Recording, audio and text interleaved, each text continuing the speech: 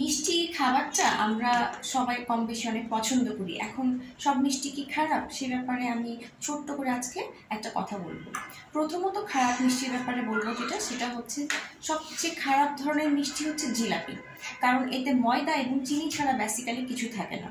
তারপরে দ্বিতীয়ত আমাদের দেশীয় মিষ্টির মধ্যে, ট্র্যাডিশনাল মিষ্টিগুলোর মধ্যে যদি বলি, সেক্ষেত্রে আমি বলবো যে ভালো মিষ্টি সেটা হচ্ছে ছানার মিষ্টি, দুধের তৈরি মিষ্টি। এগুলো আপনার জন্য ভালো তুলনামূলক, কারণ এই দুধ থেকে কিন্তু আপনি প্রোটিন পাচ্ছেন। অথবা আমাদের দেশে ট্র্যাডিশনালি আমরা কিছু মিষ্টি তৈরি করি, যেমন দুধ কদু, অর্থাৎ লাউ দিয়ে যে মিষ্টিটা তৈরি করা হয়, এটা এটা বেসিক্যালি কি থাকে, দুধ থাকে, একটু সবজি থাকছে, সো এটাও আপনার শরীরের জন্য ভালো।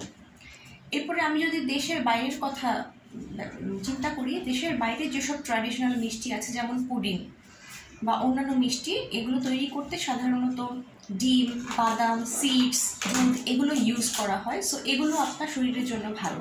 এখন হতে পারে মিষ্টি খাবো কীভাবে, সেটা হচ্ছে আপনি যদি চান সুগার লেভেলটা আপনার শরীরে অনেক স্পাইক না করুক, সেক্ষেত্রে মিষ্টি খাওয়ার আগে অবশ্যই 1 প্লেট সালাদ, সবজি, কিছু প্রোটিন যেমন মাছ মাংস খেতে পারেন অথবা বাদাম, এগুলো খেয়ে যদি আপনি মিষ্টিটা খান, সেক্ষেত্রে আপনার সুগার লেভেল অনেক বেশি রাইজ করবে না।